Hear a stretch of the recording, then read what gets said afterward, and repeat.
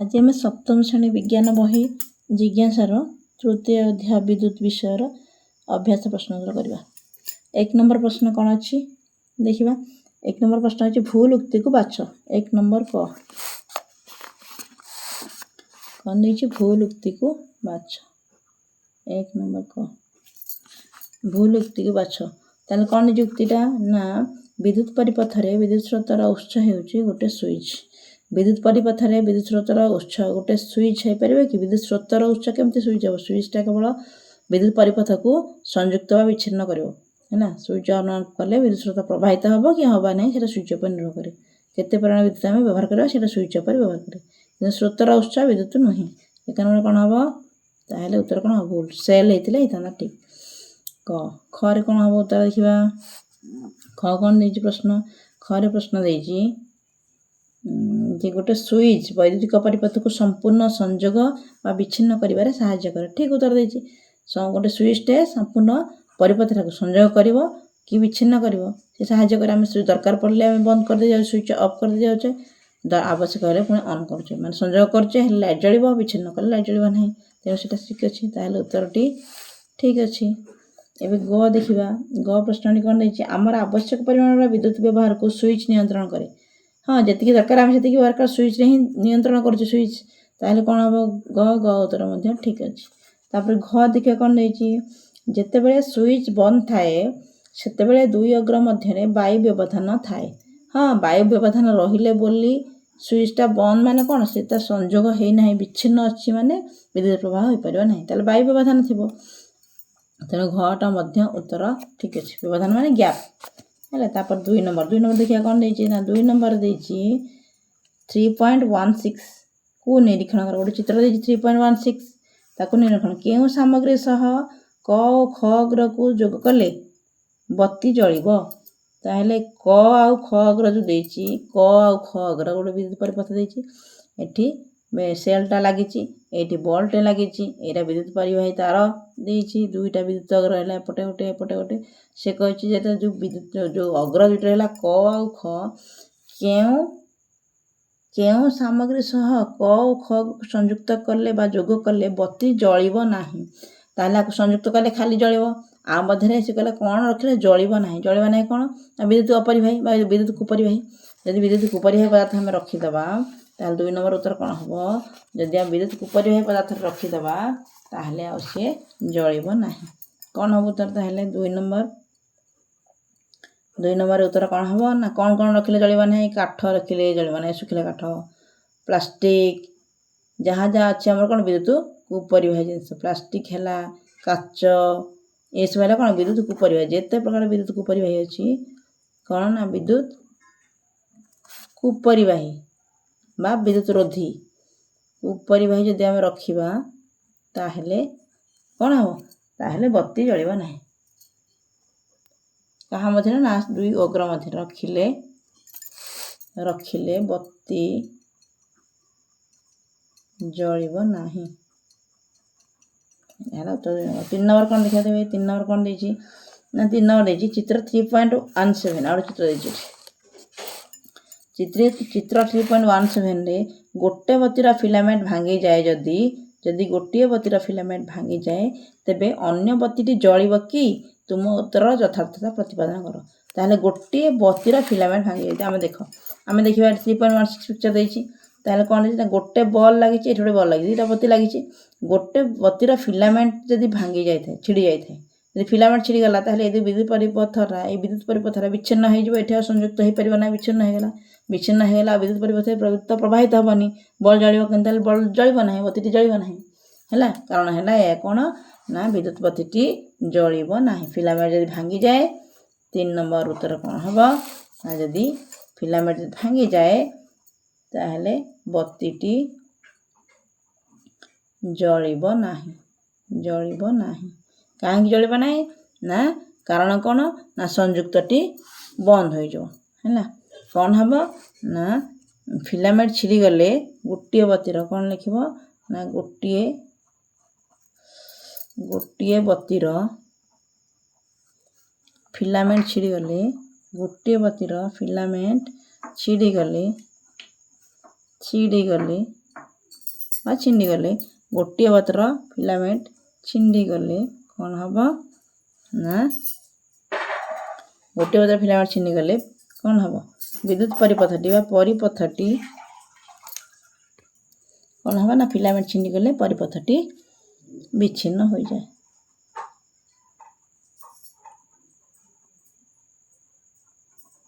ସେଥିପାଇଁ ଆଉ ଅନ୍ୟ ବତୀଟି ମଧ୍ୟ ଜଳିବ ନାହିଁ। ଏଇଟା ଗଲା କେତେ ନମ୍ବର ନା 3 ନମ୍ବର। 4 ନମ୍ବର 4 ନମ୍ବର ପ୍ରଶ୍ନ କ'ଣ ଦେଇଛି ଦେଖିବା। 4 ନମ୍ବର ଦେଇଛି ଜଣେ ଛାତ୍ର ବୈଦ୍ୟୁତିକ ପରିପଥ ତିଆରି କଲାବେଳେ ସଂଯୋଗ କରାଯାଇଥିବା ତାରକୁ ବିଦ୍ୟୁତ ରୋଧୀ ଆବରଣ କାଢ଼ିବାକୁ ଭୁଲି ଯାଇଥିଲେ। କ'ଣ ଦେଇଛି ନା ଜଣେ ଛାତ୍ର ବୈଦ୍ୟୁତିକ ପରିପଥ ତିଆରି କଲାବେଳେ ହେଲା ସଂଯୋଗ କରାଯାଇଥିବା ତାରରୁ ବିଦ୍ୟୁତ ରୋଧୀ ଆବରଣ କାଢ଼ିବାକୁ ଭୁଲି ଯାଇଥିଲେ। ତାହେଲେ ଯଦି ବତୀ ଓ ବିଦ୍ୟୁତକୁ ସଠିକ୍ ଭାବରେ କାମ କରୁଥାଏ ତେବେ ବଲ୍ବଟି ଜଳିବ କି? 4 ନମ୍ବର କ୍ୱେଶ୍ଚିନ୍ ଦେଲା କ'ଣ ନା ତାର ବିଦ୍ୟୁତ ଆବରଣ ଯଦି କାଢ଼ିବାକୁ ଭୁଲିଗଲା, ବିଦ୍ୟୁତ ଆବରଣ ମାନେ ବିଦ୍ୟୁତ ରୋଧୀ, ସିଏ ବିଦ୍ୟୁତ ପ୍ରବାହିତ ହେବା ପାଇଁ ଦେବ ନାହିଁ। ସେଇଟା ସଂଯୁକ୍ତ ହୋଇଛି ବତୀ ଓ ବିଦ୍ୟୁତ କୋଷ ଠିକ୍ ଭାବରେ କାମ କରୁଥିଲେ ମଧ୍ୟ ବଲ୍ବଟି ଜଳିବ ନାହିଁ। ଉତ୍ତର କ'ଣ ହେବ ନା ବଲ୍ବଟି ଜଳିବ ନାହିଁ। କାହିଁକି ଜଳିବ ନାହିଁ ନା ବିଦ୍ୟୁତ ରୋଧୀ ରହିଲା, ତାରର ଆବରଣଟି କାଢ଼ି ନାହିଁ, ସେ ଭୁଲି ଯାଇଛି, ତାହେଲେ ଏଇଟା ସଂଯୁକ୍ତ ହୋଇପାରିବନି, ବିଦ୍ୟୁତ ପ୍ରବାହିତ ହୋଇପାରିବନି, ସେଥିପାଇଁ ବଲ୍ବଟି ଜଳିବ ନାହିଁ। 4 ନମ୍ବର ଉତ୍ତର ହେଲା। 5 ନମ୍ବର କ'ଣ ଦେଇଛି ନା ବୈଦ୍ୟୁତିକ ଉପାଦାନମାନଙ୍କ ପାଇଁ ସଂକେତ ବ୍ୟବହାର କରି ଗୋଟେ ଟର୍ଚ୍ଚ ପାଇଁ ପରିପଥ ଚିତ୍ର ନିର୍ଣ୍ଣୟ କର। ଟର୍ଚ୍ଚ ପାଇଁ ପରିପଥ ନିର୍ଣ୍ଣୟ କର। ତାହେଲେ 5 ନମ୍ବର କ'ଣ ଦେଇଛି ପରିପଥ ପାଇଁ ଟର୍ଚ୍ଚ କରିବ। କ'ଣ ଦରକାର? ବ୍ୟାଟେରୀ ଦରକାର, ବଲ୍ ଦରକାର। ତାହେଲେ ମୋର ତାର ନେଇଯିବା ସଂଯୁକ୍ତ, ଏଇଟା ପରିବାହୀ ତାର। କ'ଣ ରଖିଦେବା ନା ଆମର କ'ଣ ରଖିଦେବା ଏଠି ନା ବ୍ୟାଟେରୀଟା ରଖିଦେଲ, ଏଇଟା ହେଲା ଯୁକ୍ତ, ଏଇଟା ହେଲା ବିଯୁକ୍ତ, ପ୍ଲସ୍ ଏଇଟା ମାଇନସ୍ ରଖିଦେଲେ। ଆମେ ଜାଣିଛେ ଲମ୍ବା ପଟାଟା। ଏଠି କ'ଣ ରଖିଦେବା ନା ସୁଇଚ୍ଟା ରଖିଦେବା।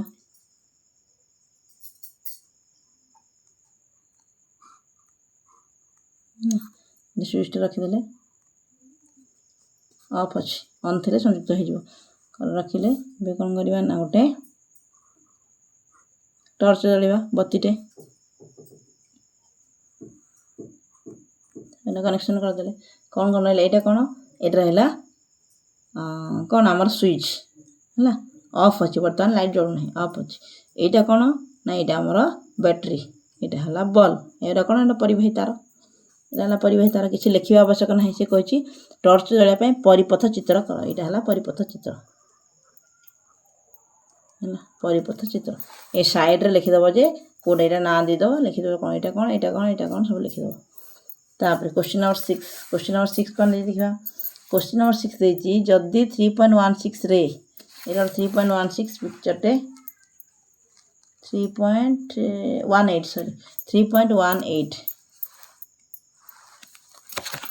ଦେଖିବା। 3. କ'ଣ ଦେଇଛି ନା କ୍ୱେଶ୍ଚିନ୍ ନମ୍ବର 6 ଦେଇଛି 3.18ରେ ଯଦି ସୁଇଚ୍ S1 ଦେଖିବା, ପରିପଥ ଚିତ୍ରଟା ଆଗେ ଦେଖିବା କ'ଣ ଦେଇଛି। ସେ ଦେଇଛି ସୁଇଚ୍ 18ରେ ଯଦି ସୁଇଚ୍ S2 ଅନ୍ ଅବସ୍ଥାରେ ଏବଂ ସୁଇଚ୍ S1 ଅଫ୍ ଅବସ୍ଥାରେ ରହେ ତେବେ କେଉଁ ବଲ୍ବଟି ଜଳିବ ଦେଖିବା। ଏଠି କ'ଣ ଅଛି ପରିପଥରେ? 3.18 ପରିପଥ ହେଲା ଏଇଟା। ଏଇଟା ଗୋଟେ ଲାଇଟ୍ ଅଛି, ବତୀଟେ ଲାଗିଛି, ଏଇଟା ଗୋଟେ ବତୀ ଲାଗିଛି, ଏଇଟା ଗୋଟେ ସୁଇଚ୍, ଏଇଟା ଗୋଟେ ସୁଇଚ୍ ହେଲା। ଦୁଇଟା ସୁଇଚ୍ ଦୁଇଟାଙ୍କ କ'ଣ ସେ କଣ୍ଡିସନ୍ କହିଛି, ଆଉ ଏଇଟା ହେଲା ତୁମର କ'ଣ ବ୍ୟାଟେରୀ। ସେ କହିଛି କରେ କହିଛି, ଏଇଟା 6 ନମ୍ବର କ। 6 ନମ୍ବର କ କ'ଣ ଉତ୍ତର ହେବ ନା ଯଦି S2 ଅନ୍ ଅଛି, ଏଇ S2ଟା, ଏଇଟା S2 ଏଇଟା S1, ଏଇ ସୁଇଚ୍ଟା ଯଦି ଅନ୍ ଅଛି ଏବଂ ଦେଖ ସୁଇଚ୍ ଦୁଇଟାକୁ ନେଇ କନେକ୍ସନ୍ଟା ହେଇ ସମ୍ପୂର୍ଣ୍ଣ, ଯଦି S2 ଅନ୍ ଅବସ୍ଥାରେ ଅଛି ଏବଂ ସୁଇଚ୍ S1 ଅଫ୍ ଅବସ୍ଥାରେ ଅଛି ତେବେ କେଉଁ ବଲ୍ବଟି ଜଳିବ? କୌଣସି ବଲ୍ବ ଜଳିବ ନାହିଁ। ତାହେଲେ ଉତ୍ତର କ'ଣ ଲେଖିବ? କୌଣସି ବଲ୍ବ ହେଲା, କୌଣସି ବଲ୍ବ, କ'ଣ ସେ ବଲ୍ବ ନାଁ ବି L1 L2 ଯାଇଛି, L1 ଓ L2 ଜଳିବ ନାହିଁ। କାହିଁକି ଜଳିବ ନାହିଁ? ବିଚ୍ଛିନ୍ନ ହେଇଗଲା, ଜଳିବ ନାହିଁ। ଖରେ କ'ଣ ଦେଇଛି ଦେଖିବା କଣ୍ଡିସନ୍। ଖରେ ଦେଇଛି ଯଦି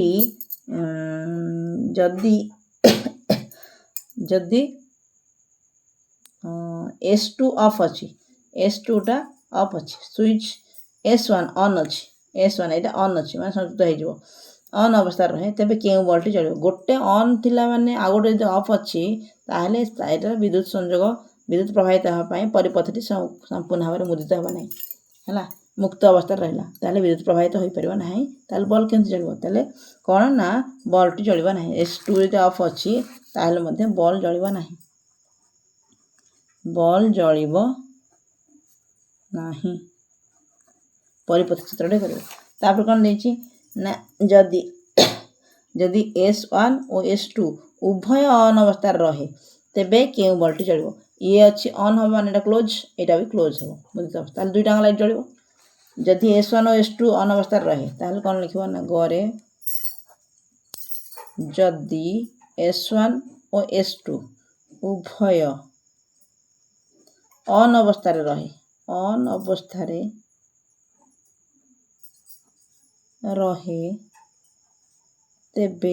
ତେବେ କ'ଣ ହେବ ନା ଉଭୟ ବଲ୍, ତେବେ ଉଭୟ L1 ଓ L2 ହେଲା, ବଲ୍ ବା ବତୀ ଉଭୟ L1 L2 ବତୀ ଜଳିବ ହେଲା, ଉଭୟ L1 L2 ବତୀ ଜଳିବ। ତାପରେ କ'ଣ ଦେଇଛି ଘରେ କ'ଣ ଦେଇ ଦେଖିବା, ଘରେ କ'ଣ ଦେଇଛି ଯଦି S1 ଓ S2 ଉଭୟ ଅଫ୍ ଅବସ୍ଥାରେ ରହେ ତେବେ କେଉଁ ବଲ୍ ଜଳିବ? ଉଭୟ ଅଫ୍ ଅଛି ମାନେ ଏମିତି ମୁକ୍ତ ଅବସ୍ଥାରେ ଅଛି ଯେମିତି ବର୍ତ୍ତମାନ, ତାହେଲେ ଉଭୟ ଅଫ୍ ଥିଲେ S1 ଓ S2 ଅଫ୍ ଥିଲେ କୌଣସି ଜଳିବ ନାହିଁ, L1 ଓ L2 କୌଣସିଟି ଜଳିବ ନାହିଁ ହେଲା, କୌଣସିଟି ଜଳିବ। ଏବେ 7 ନମ୍ବରଟି ଦେଖିବା। 7 ନମ୍ବର କ'ଣ ଦେଇଛି? ଚିତ୍ର 3.19ରେ ଦର୍ଶାଯାଇଥିବା ଭଳି ଭାରତୀ 3.19 କ'ଣ ଦେଇଛି? ଏଇଟା ଦେଇଛି ନା କ'ଣ ଦେଇଛି ନା ଭାରତୀ ଏକ ବିଦ୍ୟୁତ୍ ପରିପଥ ତିଆରି କଲା ନା, ପରିପଥକୁ ବନ୍ଦ କରିବା ପରେ ମଧ୍ୟ ବତୀ ଜଳିଲା ନାହିଁ, ପରିପଥକୁ ବନ୍ଦ କଲା ପରେ ମଧ୍ୟ ବତୀ ଜଳିଲା ନାହିଁ। ଏହାର ସମ୍ଭାବ୍ୟ କାରଣ କ'ଣ ହୋଇପାରେ? ଏକ ଅସଫଳ କାର୍ଯ୍ୟର ଯେତେ ଅଧିକ ସମ୍ଭାବ୍ୟ କାରଣ ଚିନ୍ତା କରୁଛ ଏହି ଅସଫଳ କାର୍ଯ୍ୟର ତାହା ଲେଖ। ଏ ବତୀ କାହିଁକି ଜଳିଲା ନାହିଁ ଏହା ଜାଣିବା ପାଇଁ ତୁମେ କ'ଣ କରିବ? ପ୍ରଥମ କଥା ଦେଖିବା, ଅସଫଳ ହେବାର କାର୍ଯ୍ୟ କ'ଣ? ସୁଇଚ୍ଟା ଅନ୍ କଲେ ମଧ୍ୟ ବଲ୍ ଜଳୁନାହିଁ। କ'ଣ ଅସଫଳ ହେବାର କାର୍ଯ୍ୟ? 1 ନମ୍ବର ହେଇଥାଇପାରେ କି ବଲ୍ର ଫିଲାମେଣ୍ଟ ଛିଡ଼ି ଯାଇଥିବ।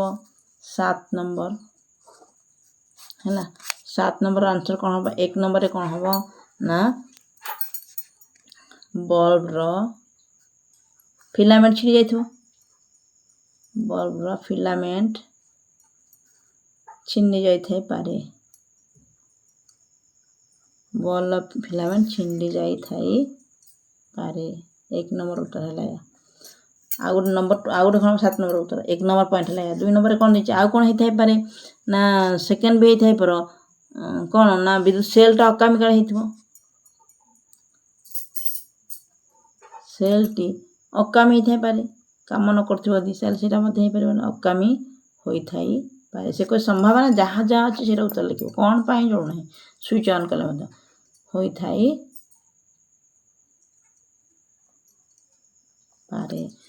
ଆଉ 3rd ପଏଣ୍ଟ କ'ଣ ଆସିବ? ଆଉ କ'ଣ ଆସିବ ନା ଯଦି ସୁଇଚ୍ଟା ଠିକ୍ସେ କାମ କରୁନଥିବ, ଯଦି ସୁଇଚ୍ ସଠିକ୍ ଭାବେ କାମ କରୁନଥିବ, ସୁଇଚ୍ ସଠିକ୍ ଭାବରେ କାମ କରୁନଥିବ ତାହେଲେ ମଧ୍ୟ ଲାଇଟ୍ ଜଳିବ ନାହିଁ। ଆଉ କ'ଣ ହେଇପାରେ ନା ଯଦି ବିଦ୍ୟୁତ୍ ସେଲ୍ ସାଙ୍ଗରେ ଯଦି ତାର ଯଦି ସଂଯୋଗଟା ଠିକ୍ସେ ହେଇନଥିବ, ସଂଯୋଗ ହେଇନଥିବ, କ'ଣ ବିଦ୍ୟୁତ୍ ସେଲ୍ ସହ ପରିବାହୀର ସଂଯୋଗ ଯଦି ଢିଲା ଥିବ କି ହେଇନଥିବ କି କ'ଣ ହେଇଥିବ ତାହେଲେ ଏଇଟା ବି ଗୋଟେ କାରଣ ଆସିପାରେ। କ'ଣ ଲେଖିବ କାରଣଟି ନା ଆଉ ଗୋଟେ ମଧ୍ୟ ଲେଖିବ କ'ଣ ନା ବିଦ୍ୟୁତ୍ ସେଲ୍ ସହ ହେଲା, ବିଦ୍ୟୁତ୍ ସେଲ୍ ସହ ପରିବାହୀର ସଂଯୋଗ ନଥାଇପାରେ ହେଲା, ପରିବାହୀର ସଂଯୋଗ ହୋଇନଥାଇପାରେ ବା ଢିଲା ହେଇଥିବ, ଯାହା ଗୋଟେ ହେଇଥିବ, ସଂଯୋଗ ହୋଇନଥାଇପାରେ। ଆଉ ଗୋଟେ କ'ଣ କାରଣ ହେଇପାରେ? 4-5ଟା କାରଣ, ଏମିତି 5-6ଟା କାରଣ ନିହାତି ଦେଖିବ। तापर आ कौन जो विद्युत रोधी आवरण जदि काढ़िया भूली जाइए काले कि धातव अंश नथिले परिवाही तार रे आउर कौन हम कारण ना परिवाही तार रे गोटे क्वेश्चन थिला से भूली जाइए परिवाही जो कौन तार रू आवरण काढ़ापी है नाला हेतु परिवाही तार रे धातव अंश नथिले आवरण काढ़ी नथिले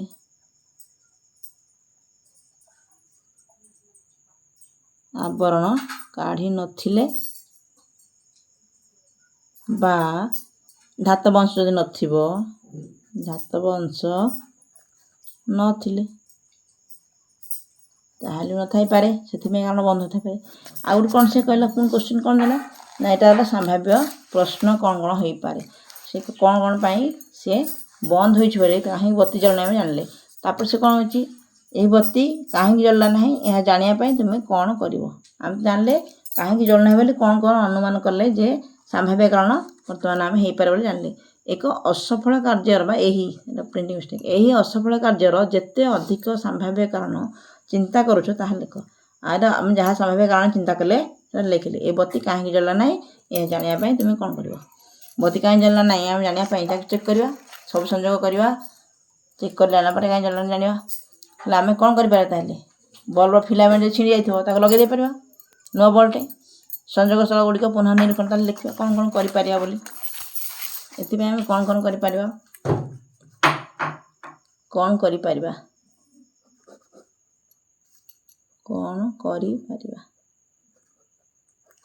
कौन कर ना फास्ट आम कौन करा फिलामेंट छिड़ी थे नुआ लगेवा फिलामेंट छिंडी थिले आम कौन करवा ना छिंडी थिले नुआ बत्ती लगे पार नुआ बत्ती लगाई पारिबा आउ कौन कर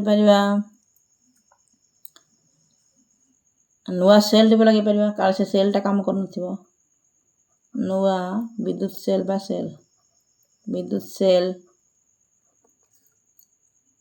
लगाई पारिबा चाहिए तारटा को मत स्विचटा को मत नुआ स्विच लगे पार जो जोरा प्रॉब्लम आस देखा से सजेबा ना स्विच को है स्विच को नुआ लगाई पारिबा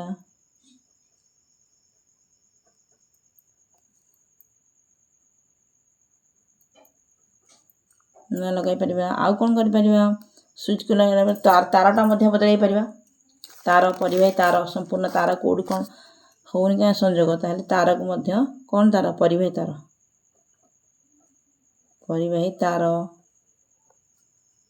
बदलाई पार कौट कौन सेलटा जदि कौन तार जो आवरण काल रही जाता देखिपार सेल कौच कौन परिवाही तार आवरण जदि कौट लगे काले विद्युत रोधी से खोला ही न धातव अंश बाहर न सेटा आम बदलाई पुन कनेक्शन दे पार एबे देखिए क्वेश्चन नंबर 8 8 नंबर कौन देछि प्रश्न 8 नंबर देछि जे आमे 8 नंबर देछि जे आमे चित्र 3.20 रे जेते बेले स्विच बंद करा जिवो केउ क्षेत्र रे बल्ब जळिबो ना जेते बेले स्विच बंद करा जिवो देखो जो स्विच बंद करिया बोले कोठी एटा स्विच ऑन अछि माने कौन अच्छी खोला अच्छे बंद कर माने कौन स्विच ऑन हो यहाँ खोला अच्छे यहाँ खोला अच्छे यहाँ सब जाक बर्तमान स्विच अफ अच्छे स्विच ऑन हो कारण मुक्त अच्छी मुदित हो कौन हो ना लाइट मुदित है लाइट जलिया कथा कौट जलिबा ना कहे कर देखा कौट जलिबा ना कर देखा देख आगे केमती हम ना बैटेरी गुड़ा कौन लगे आगे ताकू देखा प्रथम है कौन है सेल तो लगे जलिब कर जलिब ये संयोग कले जलिब खरे ये संयोग कले जलिब गरे कौन लगी ना गरे ये एलईडी लगी एलईडी रहा है को पट यहाँ है प्लस कि माइनस देखिए यहाँ है प्लस पट यहाँ है माइनस पट एलईडी आउ ये जो लगी कौन आमर ସେଲ୍ ବା ବ୍ୟାଟେରୀର ଏଇ ବଡ଼ ପଟଟା ହେଲା ଯୁକ୍ତାତ୍ମକ ବା ପ୍ଲସ୍ ଆଉ ଛୋଟଟା ହେଲା ବିଯୁକ୍ତାତ୍ମକ। ଏଇଟା ହେଇ ବଡ଼ଟା ହେଲା ଯୁକ୍ତ ପ୍ଲସ୍ଟା, ଛୋଟଟା ହେଲା ମାଇନସ୍, ଏଇଟା ଛୋଟ ହେଲା ମାଇନସ୍, ଏଇଟା ହେଲା କ'ଣ ମାଇନସ୍ ପଟ, ଏଇ ବଡ଼ଟା ହେଲା ପ୍ଲସ୍ ହେଲା। ଏଲ୍ଇଡି ଲାଇଟ୍ର ଏଇଟା ହେଲା ପ୍ଲସ୍ ପଟ ଆଉ ଆର ଏଇଟା ହେଲା ମାଇନସ୍ ପଟ।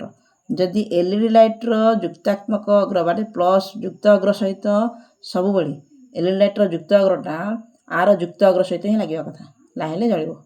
ଆଉ ଯଦି ଆର ବିଯୁକ୍ତ ଅଗ୍ର ସହିତ ଇଏ ଲାଗିଛି, ଏଇଟା ବିଯୁକ୍ତ ଅଗ୍ର ଛୋଟଟା ଅଛି, ଛୋଟ ଆରଟା, ତାହେଲେ ବିଯୁକ୍ତ ଅଗ୍ର ସାଙ୍ଗେ ଲାଗିଲା ମାନେ ତାହେଲେ କ'ଣ ହେବ, ଏଇଟା ବିଦ୍ୟୁତ୍ ପ୍ରବାହିତ ହେବ ନାହିଁ। ଗ ଜାଗାରେ ଦେଖିବ ତାହେଲେ କ'ଣ ହେବ ନା କ ଜଳିବ, ଖ ଜଳିବ। ଘଟା ଦେଖିବ, ଘରେ ହେଇ ଏଇଟା ହେଲା ଯୁକ୍ତ ଅଗ୍ର, ଏଇଟା ହେଲା ଯୁକ୍ତ ଅଗ୍ର, କନେକ୍ସନ୍ ହେଇଛି।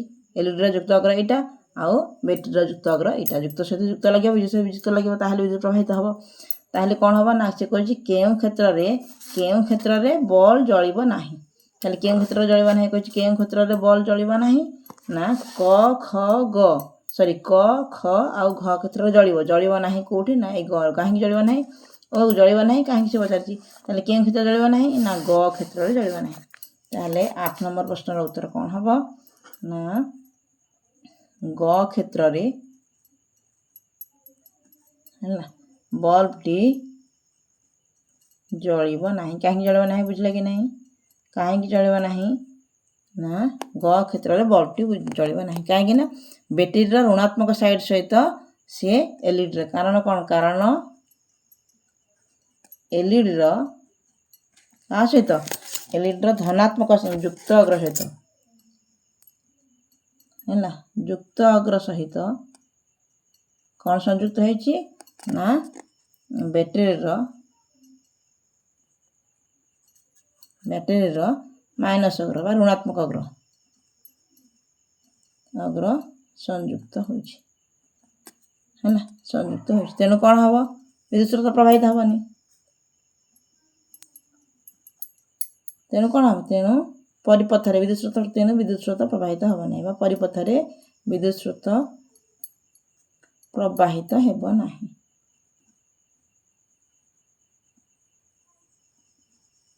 ଏଇଟା ହେଲା ଗର ଉତ୍ତର କ'ଣ, ତେଣୁ ବିଦ୍ୟୁତ୍ ସ୍ରୋତରେ ପ୍ରବାହିତ ହେବ ନାହିଁ। 9 ନମ୍ବର ପ୍ରଶ୍ନ କ'ଣ ଦେଇଛି ଦେଖିବା। 9 ନମ୍ବର ପ୍ରଶ୍ନ ଦେଇଛି, ମନେକର ପ୍ଲସ୍ ଓ ମାଇନସ୍ ଚିହ୍ନ ବା ସଂକେତ ବ୍ୟାଟେରୀରେ ପଢ଼ି ହେଉନାହିଁ। ମନେକର ବ୍ୟାଟେରୀରେ ପ୍ଲସ୍ କେଉଁଟା ମାଇନସ୍ କେଉଁଟା ପଢ଼ି ହେଉନାହିଁ। ତାହେଲେ ବ୍ୟାଟେରୀର ଦୁଇ ଶେଷାଗ୍ରକୁ କିପରି ଚିହ୍ନଟ କରିବ ତୁମେ? କ'ଣ କରିବ, କିପରି ଚିହ୍ନ କରିବ ନା ଗୋଟେ ଏଲ୍ଇଡିରେ ନେଇଯିବ। କେମିତି କରିବ ନା ଗୋଟିଏ ଏଲ୍ଇଡି ନେଇଯିବ ହେଲା, ଗୋଟେ ଏଲ୍ଇଡି ନିଅ। ଏଲ୍ଇଡି ନେଲେ କ'ଣ ହେବ ନା ଏଲ୍ଇଡିର କେଉଁ ପଟ, ଏଲ୍ଇଡିର ଲମ୍ବା ତାର ଯେଉଁଟା ଥିବ ପ୍ଲସ୍ ପଟ, ଲମ୍ବା ତାର ଯେଉଁଟାକି ପ୍ଲସ୍ ହେଲା, ପଜିଟିଭ୍ ସାଇଡ଼୍ଟାକୁ କ'ଣ କରିବ, ସେ ବ୍ୟାଟେରୀ ସହ ସଂଯୁକ୍ତ କର ହେଲା। ଆଉ ନେଗେଟିଭ୍ ବ୍ୟାଟେରୀ ସହ ସଂଯୁକ୍ତ ପ୍ଲସ୍ଟାକୁ, ନେଗେଟିଭ୍ଟାକୁ, ମାଇନସ୍ଟାକୁ ଓ ଏଲ୍ଇଡିର ନେଗେଟିଭ୍ ସାଇଡ଼୍କୁ ଯେଉଁଟା ଅଛି ମାନେ ଛୋଟ ତାର, ନେଗେଟିଭ୍ ମାନେ କେଉଁଟା, ଛୋଟ ତାର ହେଲା, ତାରକୁ କ'ଣ କରିବ, ଛୋଟ ତାର କାହା ସହିତ ସଂଯୁକ୍ତ କରିବ ନା ବ୍ୟାଟେରୀର ଅପର ପ୍ରାନ୍ତ ସହ ସଂଯୁକ୍ତ କର। ଯଦି ଜଳିଲା ତେବେ କେମିତି ଜାଣିବ ନା, ତେବେ ପ୍ଲସ୍ ସହିତ ବ୍ୟାଟେରୀର ପ୍ଲସ୍ ଯୋଡ଼ିବ। ଯଦି ବଲ୍ ଜଳିଲା ତାହେଲେ ଜାଣିବ ଠିକ୍ ଅଛି, ଯଦି ନ ଜଳିଲା ତାହେଲେ ଜାଣିବ ବ୍ୟାଟେରୀର ସେଇଟା ମାଇନସ୍। ଯଦି ଜାଣିଲା ତେବେ କ'ଣ ହେବ, ବ୍ୟାଟେରୀର ଏହା ଯୁକ୍ତ ଅଗ୍ର ହେବ, ଯୁକ୍ତ ଅଗ୍ର ବା ପଜିଟିଭ୍ ହେଲା, ଯୁକ୍ତ ଅଗ୍ର ହେବ। ଓ ଅନ୍ୟଟି କ'ଣ ହେବ, ଓ ଅନ୍ୟ ପ୍ରାନ୍ତଟି ବିଯୁକ୍ତ ଅଗ୍ର ନେଗେଟିଭ୍ ହେଲା, ବିଯୁକ୍ତ ଅଗ୍ର ହେବ ହେଲା। ଏଇଟା ହେଲା କ'ଣ, ଗୋଟେ ବ୍ୟାଟେରୀ ନେଇ ଆସିବ, ତା ସହିତ ଏଲ୍ଇଡି ଲାଇଟ୍ ନେଇ ଆସିବ। ଏଲ୍ଇଡି ଲାଇଟ୍ର ଲମ୍ବାଟା ଯେଉଁ ଦୁଇଟା ତାର ଥାଏ, ଗୋଟେ ଲମ୍ବା ତାର ଗୋଟେ ଛୋଟ ତାର, ଲମ୍ବା ତାର ଯେଉଁଟା ସେଇଟା ହେଉଛି ପଜିଟିଭ୍ ବା ପ୍ଲସ୍, ଆଉ ଯେଉଁଟା ଛୋଟ ତାରଟା ନେଗେଟିଭ୍। ଆମେ ଜାଣିଛେ ଏଲ୍ଇଡିର ଯୁକ୍ତ ଅଗ୍ର ସହିତ ସବୁବେଳେ ପାଇଁ ବ୍ୟାଟେରୀର ଯୁକ୍ତ ଅଗ୍ର ଲଗାଇଲେ ହିଁ ବିଦ୍ୟୁତ୍ ସଂଯୋଗ ହୋଇପାରିବ, ବିଦ୍ୟୁତ୍ ପରିପଥ ପ୍ରବାହିତ ହେବା ବଲ୍ବଟି ଜଳିବ। ଆମେ ଚେକ୍ କରିବା ଜଳିଲା ତାହେଲେ ଏଇଟା ହେଉଛି ବିଦ୍ୟୁତ୍, ତାହେଲେ ବ୍ୟାଟେରୀର ଏଇଟା ପ୍ଲସ୍ ପଟ ହେଇଥିବ, ଯଦି ନ ଜଳିଲା ବ୍ୟାଟେରୀ ଚେଞ୍ଜ କରି ପୁଣି ଚେଞ୍ଜ କରିଦେଇ ବୁଲେଇ ଦେବା ମାନେ ବ୍ୟାଟେରୀଟାକୁ ପୁଣି ପ୍ଲସ୍ ମାଇନସ୍ କରିଦେବା ଉଲ୍ଟେଇ ଦେଲେ ସେ ସାଙ୍ଗେ ତାପରେ ଲାଇଟ୍ ଜଳିବା ଦେଖିବା ତାହେଲେ ଜାଣିଲେ ଯେ ଏଇଟା ହେଉଛି ବ୍ୟାଟେରୀର ପ୍ଲସ୍ ଏଇଟା ହେଉଛି ବ୍ୟାଟେରୀର ମାଇନସ୍। ଏବେ 10 ନମ୍ବର ଦେଖିବା। 10 ନମ୍ବରରେ କ'ଣ ଦେଇଛି? ତୁମକୁ 6ଟି ବିଦ୍ୟୁତ କୋଷ ଦିଆଯାଇଛି ABCDEF। ଏଥିରୁ କେତେକ କାର୍ଯ୍ୟକ୍ଷମ ଓ ଅନ୍ୟ କେତେକ କାର୍ଯ୍ୟକ୍ଷମ ନୁହନ୍ତି। ଏକ ଶିକ୍ଷଣ କାର୍ଯ୍ୟର ଏଥିରୁ କେତେଟା ଅଛି କାର୍ଯ୍ୟକ୍ଷମ ଆଉ କେତେଟା କାର୍ଯ୍ୟକ୍ଷମ ନୁହନ୍ତି। ଏକ ଶିକ୍ଷଣ କାର୍ଯ୍ୟର ପରିକଳ୍ପନା କର ଯାହାଦ୍ୱାରା କେଉଁ କୋଷ ଗୁଡ଼ିକ କାର୍ଯ୍ୟକ୍ଷମ ଅଟନ୍ତି ତାହା ଜାଣିହେବ। ତାହେଲେ କ'ଣ କରିବ? ତୁମେ ଆବଶ୍ୟକ କରୁଥିବା ପଦାର୍ଥର ତାଲିକା କର। କ'ଣ କ'ଣ ଆମେ ଦେଖିବା ଯେ ଆହୁରି କେଉଁଟା ଚାଲୁଛି କେଉଁଟା ଚାଲୁନି, ମାନେ ଆକ୍ଟିଭ କେଉଁଟା ଅଛି, କେଉଁଟା କାର୍ଯ୍ୟକ୍ଷମ ଅଛି, କେଉଁଟା କାର୍ଯ୍ୟକ୍ଷମ ନାହିଁ, କେଉଁଟା ABCDEF 4ଟା 6ଟା ନେବା। ତାହେଲେ 10 ନମ୍ବର କ୍ୱେଶ୍ଚିନ୍ ଆନ୍ସର୍ କ'ଣ ହେବ? କରେ ସେ କହିଲା ତୁମେ ଆବଶ୍ୟକ କରୁଥିବା ପଦାର୍ଥର ତାଲିକା କର। କ'ଣ କ'ଣ ଆମେ ନେବା? ଆବଶ୍ୟକ ପଦାର୍ଥ ଆମର କ'ଣ ପଡ଼ିବ ନା ABCD ବିଦ୍ୟୁତ କୋଷ ଯାହା ଦେଇ ତାକୁ ତ ନେବା, ତା ସହିତ କ'ଣ ନେବା ନା ପରିବାହୀ ତାର ନେବା, ତାର ଟିକେ ନେବା, ପରିବାହୀ ତାରଟେ ନେବା, ପରିବାହୀ ତାର ସହିତ ଆଉ କ'ଣ ନେବା ନା ସୁଇଚ୍ ନେବା, ଆଉ କ'ଣ ନେବା ନା ବଲ୍ ଟିମ୍ ନେବା, ବଲ୍ବ ନେବା, ଆଉ ବଲ୍ବ ହୋଲ୍ଡର ବି ଚାହିଁଲେ ନେବ, ହୋଲ୍ଡରଟି ବି ନେବ, ବଲ୍ବ ହୋଲ୍ଡର ନେବ। ଏତିକି ଜିନିଷ ନେଲ। ଏବେ କ'ଣ କରିବା ନା ଗୋଟେ ପରେ ଗୋଟେ ପରିବାହୀ ତାର ସୁଇଚ୍ ବଲ୍ବ ସବୁ ଯାକ ଆଣିକି କନେକ୍ସନ୍ କରିବ। ହେଲା ଆଣିଲି କନେକ୍ସନ୍ କଲି, ହେଲା ଏଠି କ'ଣ କଲି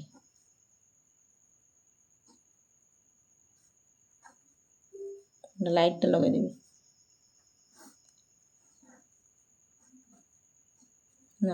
ଲଗେଇବି। ଏବେ କ'ଣ କରିବି? ସେ କହିଲା କରିବା ପାଇଁ କହିଛି, ତାହେଲେ ଆମେ କ'ଣ କରିବା? ପ୍ରଥମେ ନେଇକି ଦେଖିବା ପରିବାହୀ ତାର ବର୍ତ୍ତମାନ ସଂଯୋଗ ସବୁ କରିଦେବା।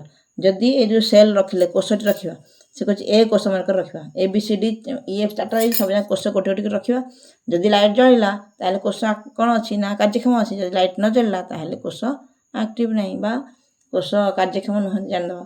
ହେଲା ଏହାକୁ ସଂଯୋଗ କଲେ ଆମେ କୋଷଟି କାର୍ଯ୍ୟକ୍ଷମ ଅଛି କି ନାହିଁ ଜାଣିପାରିବା। ପୃଥକ ପୃଥକ ଭାବରେ ଗୋଟେ ବିଦ୍ୟୁତ କୋଷକୁ ପରିପଥରେ ସଂଯୁକ୍ତ କରି ବଲ୍ ଜଳୁଛି କି ନାହିଁ ଦେଖିବା। ହେଲା ପରିବାହୀ ତାର ଏ ସମସ୍ତ ପରିବାହୀ ତାର ଆଉ କ'ଣ ସୁଇଚ୍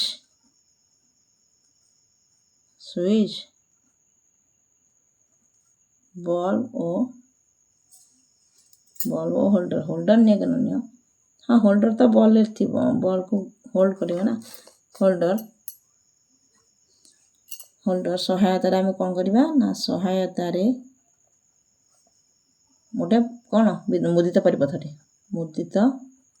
କ୍ଲୋଜ୍ କରିଥିବା, ଏଇଟା ଖୋଲା ଅଛି, କ୍ଲୋଜ୍ କରିଥିବା ମୁଦିତ ପରିପଥଟି ପ୍ରସ୍ତୁତ କରିବା।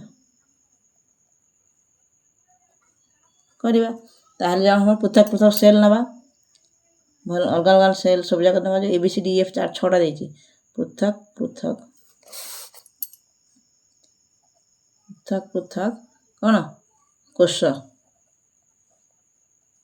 ଏ ଜାଗାରେ କୋଷ ରଖିବା। ଗୋଟେ ପରେ A ରଖିବ, B ରଖିବ, C ରଖିବ, D ରଖିବ, E ରଖିବ, F ରଖିବ, 6ଟା ରଖିବ। କେତେବେଳେ ଲାଇଟ୍ ଜଳୁଛି ଏଇଟା ସୁଇଚ୍ ଅନ୍ କରିଦେବା, ମାନେ ଏଇଟା କ୍ଲୋଜ୍ କରିଦେବ। କେତେବେଳେ ଲାଇଟ୍ ଜଳିଲା ଦେଖିବ, ଯେତେବେଳେ ଜଳିଲା ତାହେଲେ ସେ କୋଷଟା ଆକ୍ଟିଭ, ସେ କୋଷଟା କାର୍ଯ୍ୟକ୍ଷମ ଅଛି। ହେଲା ପୃଥକ ପୃଥକ କୋଷ ନେଇ କ'ଣ କରିବ? ପୃଥକ ପୃଥକ କୋଷ ନେଇ ସଂଯୁକ୍ତ କରି ସଂଯୁକ୍ତ କରିବାକୁ ପଡ଼ିବ। ସଂଯୁକ୍ତ କରି ଅନୁଧ୍ୟାନ କରିବ। କ'ଣ ଅନୁଧ୍ୟାନ କରିବ?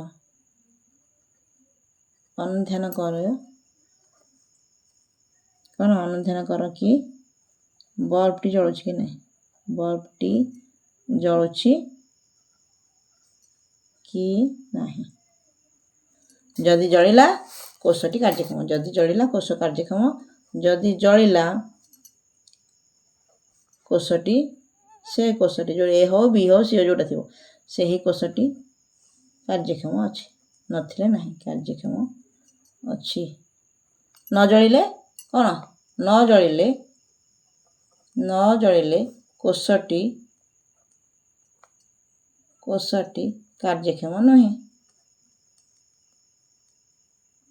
ଜାଣିଦେବା ଏଇଟା କୋଷଟି କାର୍ଯ୍ୟକ୍ଷମ କି କାର୍ଯ୍ୟକ୍ଷମ ନୁହେଁ ଜାଣିଲା। ଲାଷ୍ଟ କ୍ୱେଶ୍ଚିନ୍ କ'ଣ ଦେଖିବା? 11 ନମ୍ବର ଦେଇଛି କ'ଣ?